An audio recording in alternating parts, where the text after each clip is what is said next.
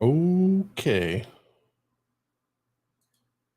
think we've done it. I think we're doing it.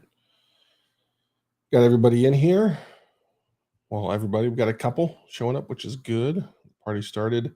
Remember, this is a Ask Me Anything. Some might call it a Q&A. Whatever you want to call it. I don't care. Bottom line, ask your question. We'll get you an answer. I might not have the answer, but I'm willing to bet somebody is in the chat that has an answer. Stu and Steven, excuse me. Since we're doing full name Steven, we'll do the full name Stuart.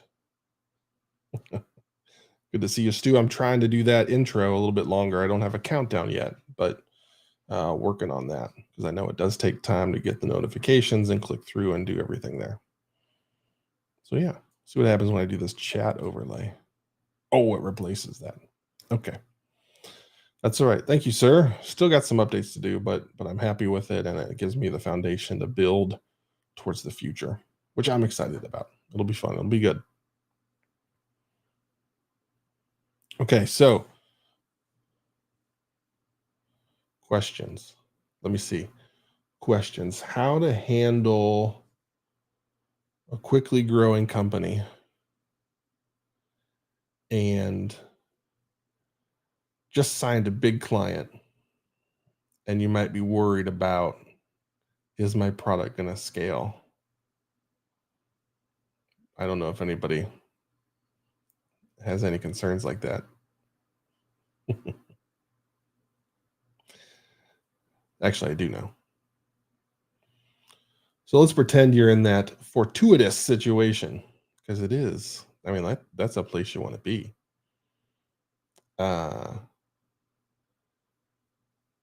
What shortcuts did you take? What is the weakest link for anybody that remembers that show?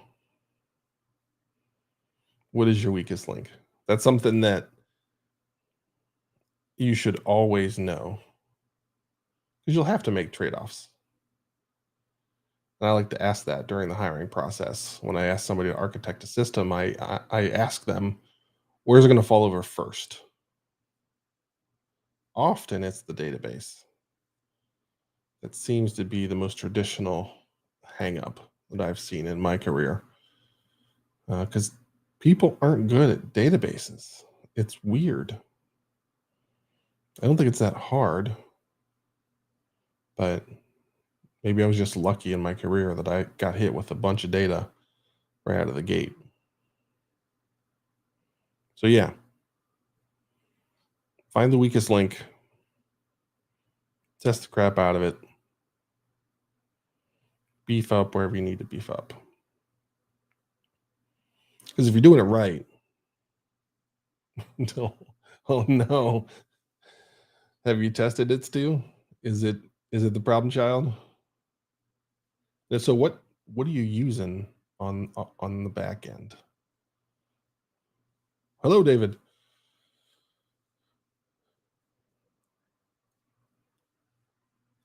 Yeah, Stephen, I agree. That's one of those things that I think everybody tries to do or aspires to do. But I've been at few places where the funding to enable that was really there to make that happen. Also, okay. Okay. So the standard stew approach. Okay. Well, that's good.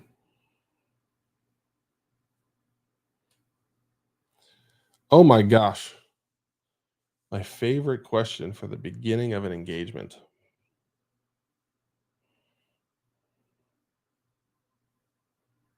Yeah, Stephen, there it is.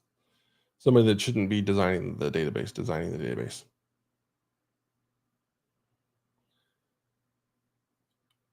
So when starting engagement, so I've talked to him, agreed. I show up day one, virtually or in person. I want to. I try to do this before. Um, depending on what I'm there to fix. If it's a product, the team, the culture, what I like to understand is the iterations that they've been through. So let's just talk about the product part. You started building it. Not many people are going to be able to have Stu start to build the thing to where you know it's going to be right to start. But somebody started building something because there was just a need. What didn't they know? Again, what's the part that started to fall over first? Then how did the group react? What did you build? What did version 2 evolve to? Now, it might not be version 2 that you launch to your customers, but there's a new code base, there's a new culture in how we do things. We figured out we're doing databases wrong, we're doing this, um, and just start asking questions about that. Most places, by the time they get to me, have been through like 4 or 5 rounds where there's been a evolution. It's always interesting to see when source control comes into play. Uh, Always want to see when CI and CD hits. Unfortunately, most of the time it's not there yet.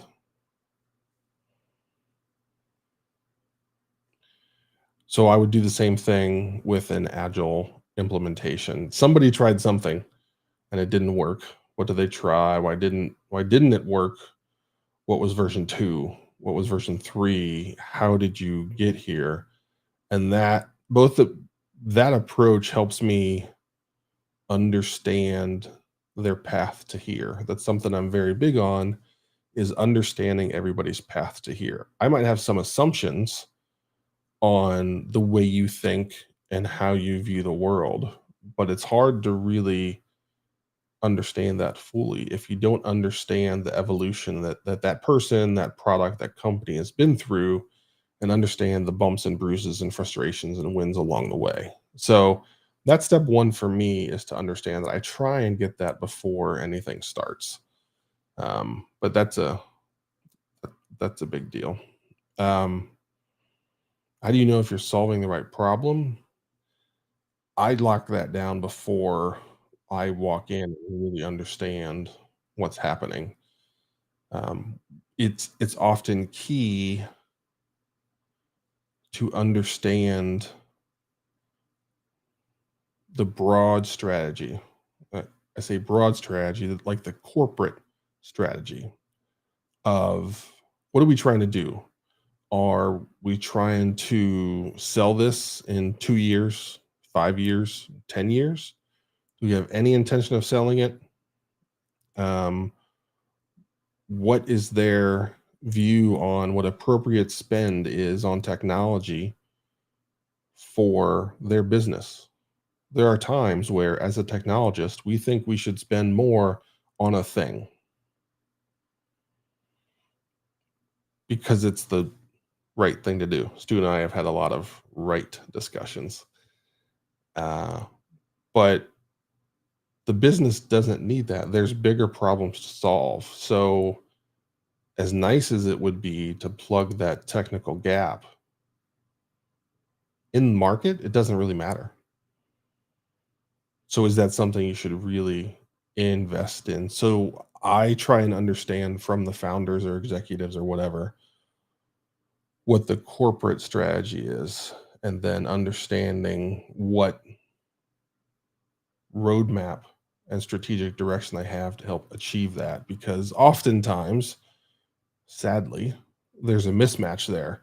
The technology team thinks we're going in one direction, but they don't understand that the executives don't want to invest there because they're planning to exit in 2 years. So they're trying to keep expenses down, and our portfolio is good enough and strong enough, and we're winning. And um, we already have people talking to us, so we don't want to change things.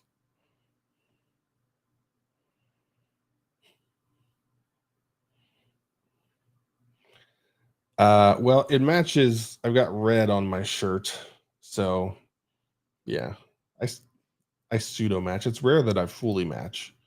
Also, I didn't. I was worried about a black hat with a logo and having it show. well, given the color of the K.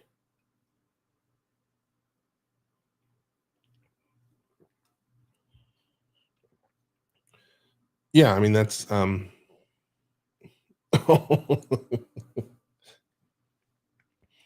well, I can make that happen. There's lots of options. This was my first test one to see if I liked the company that I was working with to get it done and see how well they do. Um, so to Steven's point about startups don't plan for the bug fix maintenance, blah blah blah. Yes, you're right, because they didn't need to at that point. It would have been inappropriate for them to overstaff for all of that, given the current customer base that they have. So now that that happens, okay, we're an agile shop, lowercase a, and we have to make an adjustment. But we have money coming in the door that's going to fund that adjustment that we need to make.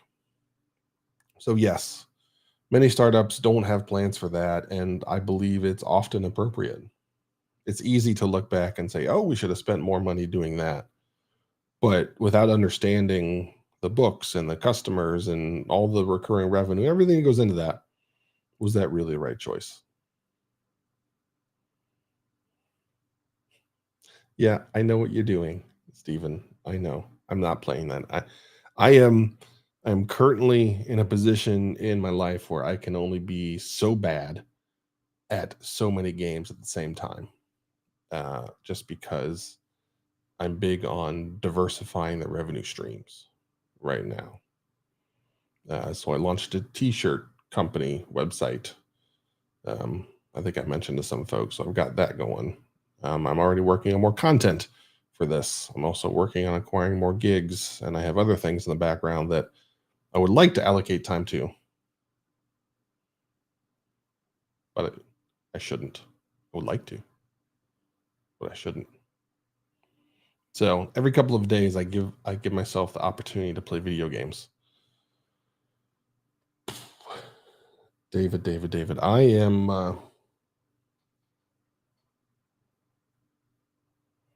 a couple of things. Let me see. I'll be back.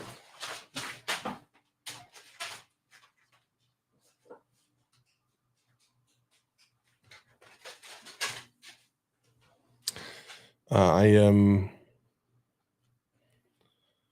I always have a. Thank you, Stephen. Yes. Well, it's I don't have a problem limiting that one. What I found that I have to do is I have to force myself to play so I can turn off work from my brain. So I have been I just keep a copy of one of Ryan Holiday's books. Uh, let me get you there.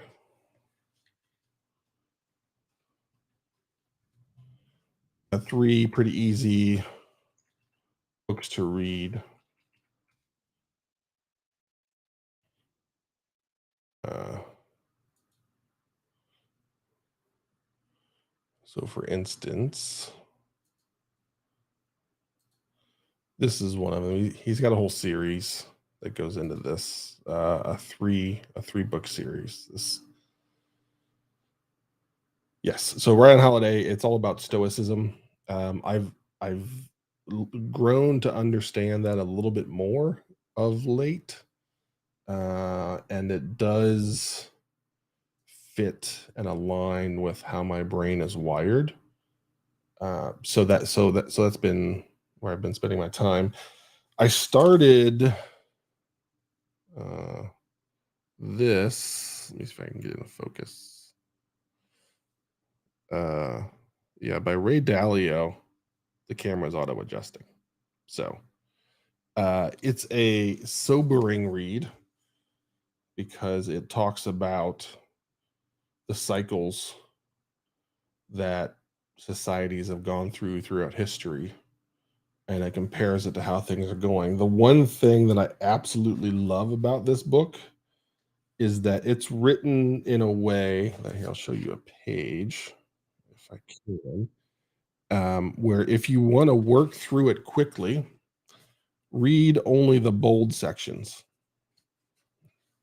So you can burn through the book pretty quickly and get a basic understanding and then go back to a section that you wanted to dig into and really, really invest in that and understand. But put your seatbelt on if you're going to read that because you might have a few oh shit moments. Then the other one that I just got recently is I can't doesn't want to focus on it because it's not my face. The 20-minute networking meeting, the executive edition. I bought the student edition or graduate edition for my kids. And this is something I am not great at networking. That's not something I do terribly well. And given my company, there we go. It's something I've got to get better at. So this was recommended to me by a coworker. That's why I'm investing there so that I get better at it because the stronger my network, the stronger my pipeline will be. So I've got to solve that. That's that's not Francis Bacon. It is Sir Walter Raleigh. There's a giant picture on this wall. I'd say 3 by 5, a yellow and orange version of Sir Walter Raleigh that I've carried with me a handful of places, and I love it dearly. My ex-wife did not. So the kids got me this black and white painting, much smaller, in hopes that I would replace the 3 by 5 foot orange and yellow painting with that one. It turns out the big painting just got a little brother. So in my Twitch stream, there's all kinds of Walter stuff. So it used to be behind me when I was doing everything upstairs. So there was a lot of photoshopping that was done with Walter's face and my face and all kinds of different things. So, but that's what Twitch is for.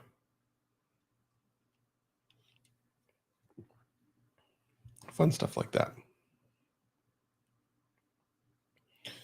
Empowered Ordinary People. Marty Kagan. I've not read any of Marty's books, but I hear his name all the time. So he must do good stuff.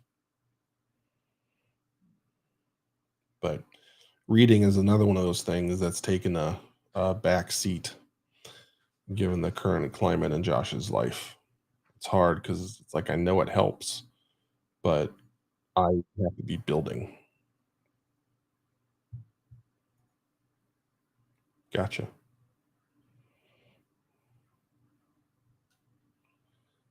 Sounds good.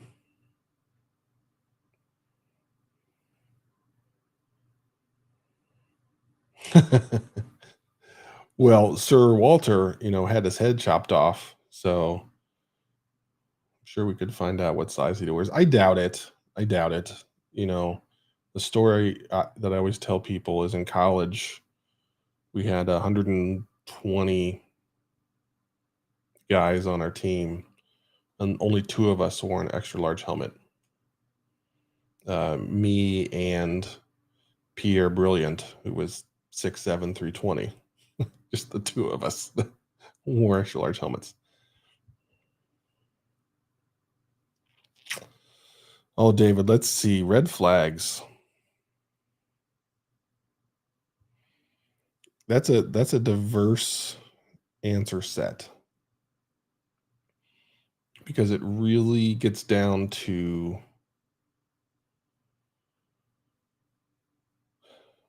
the sponsor and who's paying.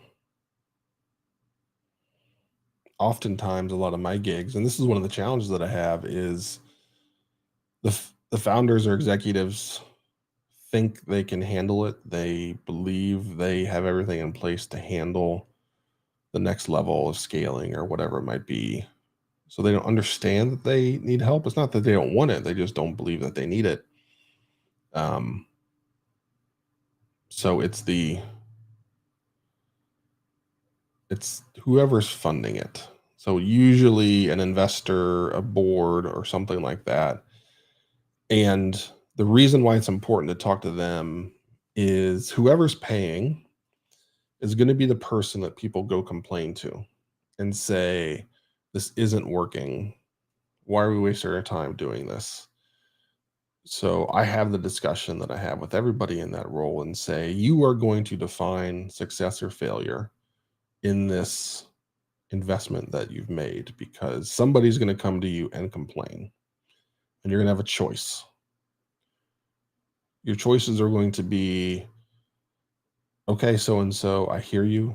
I understand your frustration, but this is who we are. This is the direction that we're going. We need you to get on board with it. I understand it's a challenge and I appreciate it, but I have a strong belief that this is the direction we need to go. Or, and this is when you know it's going to fail, because the door has been opened to soften things, to do what I call, what did I call it? Minimum, basically doing the minimum you could of agile to call it agile. I had a good term for it. Damn it. So someone's going to complain and they're going to say, okay, sure, I'll talk to Josh. I'll see what we can do. We'll slow down on that. We'll scale back on that. At that point, it's over. It's done. So no matter how hard that person that's leading that change effort works, it's not gonna happen, because the team has already understood that it really doesn't matter to the person paying the bill.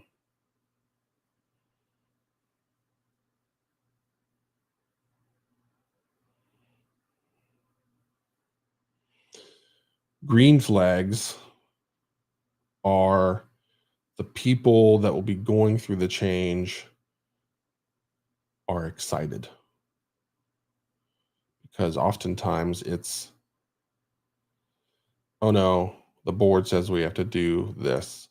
You're in a good spot when they say, we've been trying to get this paid for years, and we're just now able to get this going, so we're excited to have you come on board. So it there's those two spectrums. Ultimately, success is driven by the folks that are on the ground, because they're the ones that make that happen. But long term success is going to be defined by leadership and their willingness to support the effort when things get bumpy, because they will. It's hard. If it wasn't hard, they'd already be doing it. So those are the things that I start with.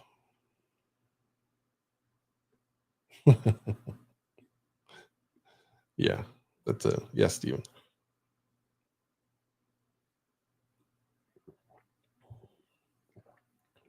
That's when you have to have that tough discussion with that person.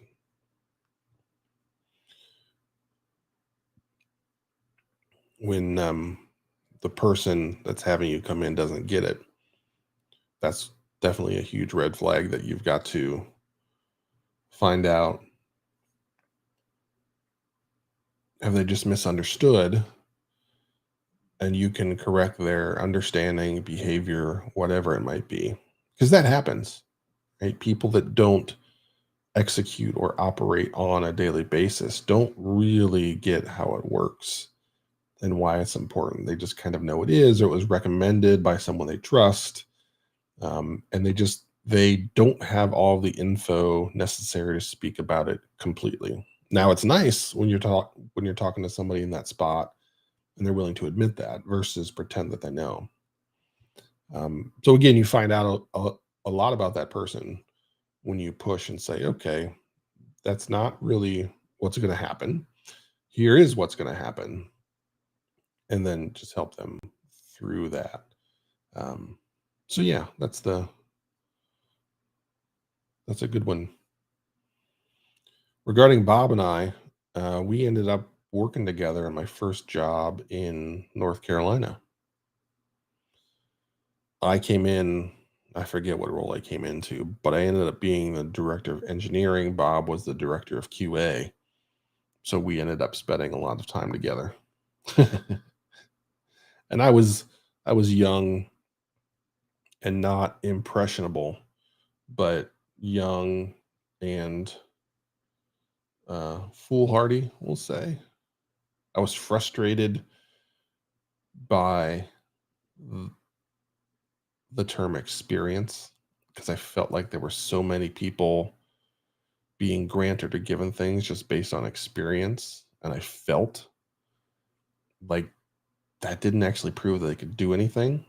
And Bob was the one that recentered me on that and showed me what experience really means, which was good. And he was good at dealing with my uh, strong-headedness, if that's a word. Um, so yeah, we met working together side by side on a lot of projects. We intrinsically kind of viewed the world the same. Bob had a lot more understanding on how to execute it than I did, so I learned a lot from him. He also had a much clearer view of red flags than Josh did at the time. There were many red flags that I look at now as I look back and realize, okay, if it was 20 plus years later, I would have recognized those things because Bob got out of there way faster than I did. And I just kept plugging away until I finally saw those red flags and GTFO'd. But yeah, so that's Robert and I. I guess that wasn't 20 years ago. 15, 15 years ago. Man, I'm old. I'm old. Everybody got their free infographic. And free means you have to give me your email address.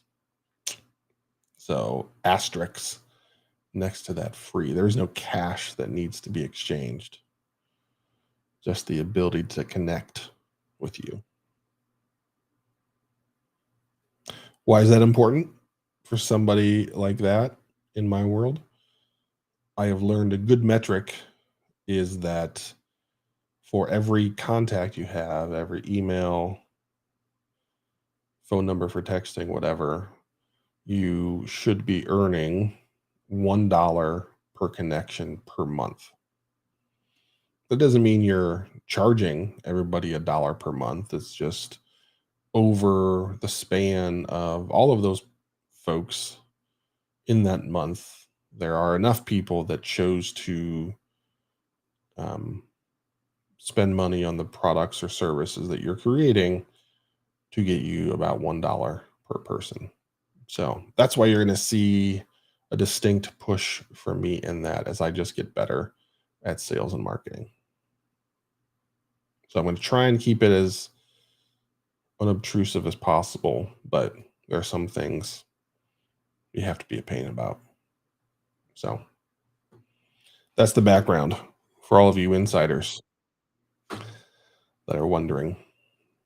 So scan that QR code. It's right there. Nice and easy. Nice and easy.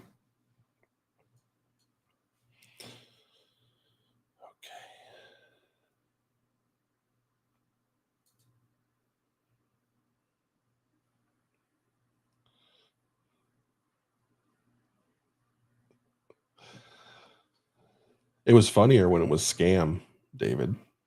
I kind of like that. It made me chuckle.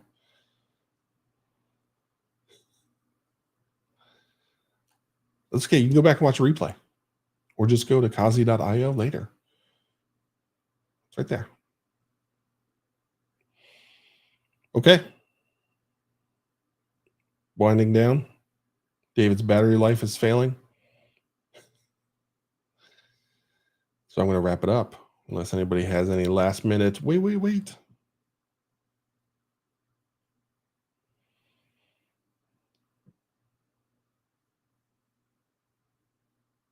Awkward silence, my friend.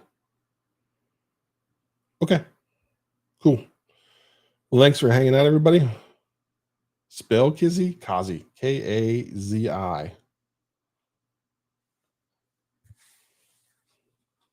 There. Let's see that.